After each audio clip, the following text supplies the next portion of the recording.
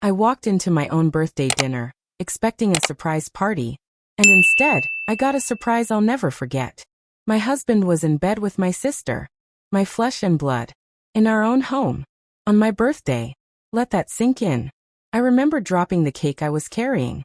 It hit the floor with a thud, the candles still flickering as frosting smeared across the tiles. That sound, that image, it burned into my brain.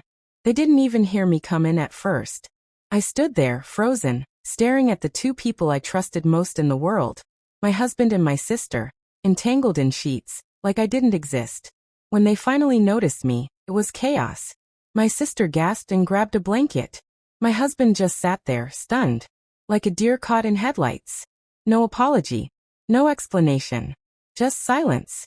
I didn't scream. I didn't cry. I just turned around and walked out. My heart wasn't just broken, it was shattered. And the worst part? The signs had been there. I just didn't want to believe them. 3 months before that day, I started noticing weird energy between them. My sister had moved in temporarily while her apartment was being renovated. She always had excuses to stay longer. Then it became normal, her hanging around in my kitchen when I got home, laughing a little too loudly at his jokes, touching his arm casually, but a bit too long. I asked him about it once. "You're being paranoid," he told me. "She's your sister, for God's sake." That made me feel guilty, like I was the problem, like I was imagining things. But I wasn't.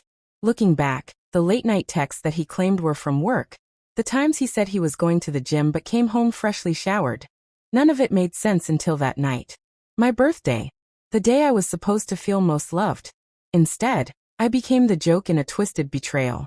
2 days later, my sister left, packed her things and ghosted the family. No goodbye. No apology. Just vanished. My husband, ex-husband now, tried to talk. He said it was a mistake. A mistake that happened more than once, I later found out. He admitted they had been sleeping together for 3 months. 3. While living under the same roof. While I made them breakfast, while we all watched movies together. They were sneaking behind my back, and then sitting across from me at dinner. He cried, begged, said he didn't want to lose me. That it just happened. Like his loyalty fell into her lap accidentally. I told him he lost me the second he chose to betray me with my own blood. There's no fixing that. What made it worse was how my family reacted. My mom begged me not to destroy the family by telling anyone. She said, "You're strong. Let it go. Don't make it worse." Worse? Worse than being stabbed by 2 people I loved? My dad didn't say anything. He looked at me like he wanted to, but he stayed silent. I realized then, some families protect secrets more than they protect the people they hurt. That was the final betrayal. I moved out of that house within a week. I couldn't breathe there. Every room smelled like lies. I found a small apartment, quiet, away from everything. I deleted all our pictures, blocked both of them. I even changed my number. I needed distance, not just physical, but emotional, mental, spiritual. I needed to remember who I was before all of this. Healing didn't happen overnight. Some mornings, I still woke up with the taste of betrayal on my tongue. I replayed that night 1,000 times. Could I have done something different? Was I not enough?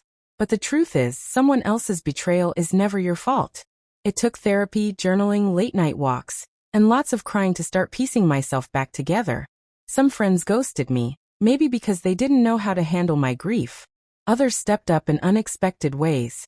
One friend brought me groceries every Sunday. Another just sat with me in silence while I cried. Those people saved me in ways they'll never fully understand. 6 months later, I saw a photo of them together. My ex-husband and my sister. On vacation. Smiling like nothing had happened. Like I was just a temporary inconvenience in their fairy tale. I didn't feel angry anymore. I just felt numb. But then I realized, if they were capable of doing what they did, they deserved each other. I don't wish them happiness. But I do wish them exactly what they gave me. An uncomfortable truth they can't escape. I hope every time they smile, they remember the look on my face that night. I hope my name echoes between them when they argue. I hope I haunt them.